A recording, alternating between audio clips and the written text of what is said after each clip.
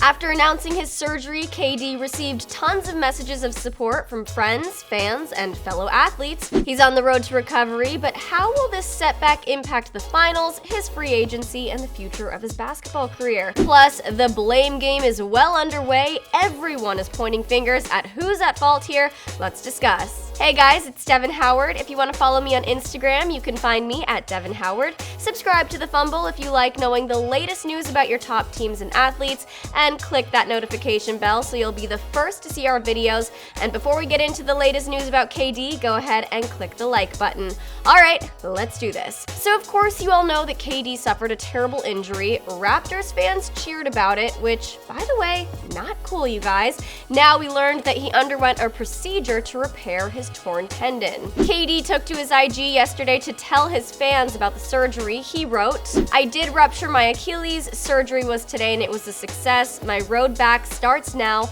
I'm hurting deeply, but I'm okay. Basketball is my biggest love, and I wanted to be out there that night to help my teammates on our quest for the three-peat. It's going to be a journey, but I'm built for this." Despite suffering this major injury, KD seems to be optimistic, and I'm sure it's partly due to the messages of support he's been receiving. His old friend and NBA vet Rudy Gay commented on the post, writing, "Don't be scared."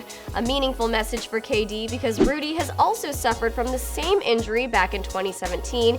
He fully tore his left Achilles while playing for the Sacramento Kings. Rudy told the Undefeated that KD, quote, "hit me back and was appreciative. We'll have a conversation soon." He also said that he knew the severity of KD's injury before it was even confirmed.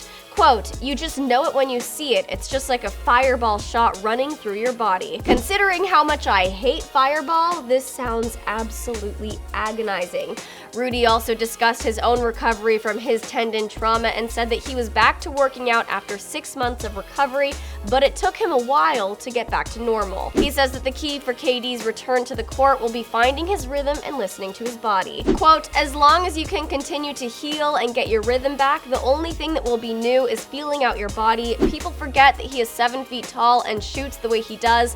Even if he can't completely be himself initially, he'll still be better than most players. That's the worst case scenario. I know he'll be fine." KD also received some support from an unlikely competitor, Kawhi Leonard. During interviews, Kawhi gave KD some advice saying, "Make sure that you come back when you feel healthy, when you feel confident enough to get back on the floor." The Raptors superstar has dealt with his own pain.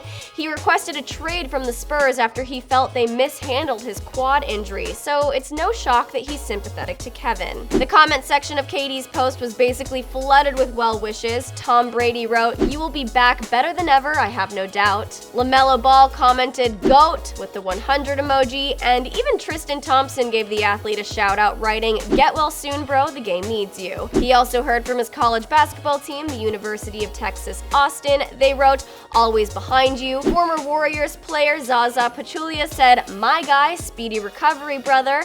And JaVale McGee also wrote, "Speedy recovery, my G, love." People across the world are rooting for KD right now. Hopefully these positive vibes make his post-op recovery a little bit more bright. But how will he bounce back from this situation? It was, after all, the worst case scenario for the player. Dr. Alan Beyer said he could be out for 8 to 12 months and that healing time is usually closer to a year. So there's a chance he could miss all of next season. Can he ever be the same player? Dr. Beyer says it's tough to say. He said, quote, "When you're reconstructing an Achilles, it's very difficult to get exactly right. The tendon can be a bit tighter than it started, and for an NBA player, this is bad news." NBA analyst and former player Raja Bell said that he doesn't think KD can ever be the same player again. He said, quote, "Find me an athlete who has been 100% the same after an Achilles tear." Sure, there have been many players who have made it back to the court post-op, but are they good as they were before? I guess that's up for debate. Statistics show that players who have gone through what KD is going through right now don't return with nearly as much power as they had before. So what's this mean for his free agency? The belief right now is that there will still be teams willing to offer him a max contract, which could be 4 years, $164 million if he signs out of Golden State. This is all expected to happen even with the knowledge that KD will likely be out for the whole year until he makes a full recovery. There's also the possibility that he'll consider exercising his 2019-2020 player option with the Warriors for $31.5 million, rehab all year, come back for the playoffs, and then enter enter free agency in 2020, but that is not very likely. But what about the Knicks? We know that the rumors have been claiming KD will be making his way to the Big Apple. The team has been planning for 2 years to open up the cap space necessary to sign not just KD, but a second max free agent with him this summer. And now, even if they get KD, they won't be able to play him until next season. And with his injury, it poses the questions. Will it impact the decision of a second star, like Kyrie, to go to the Knicks?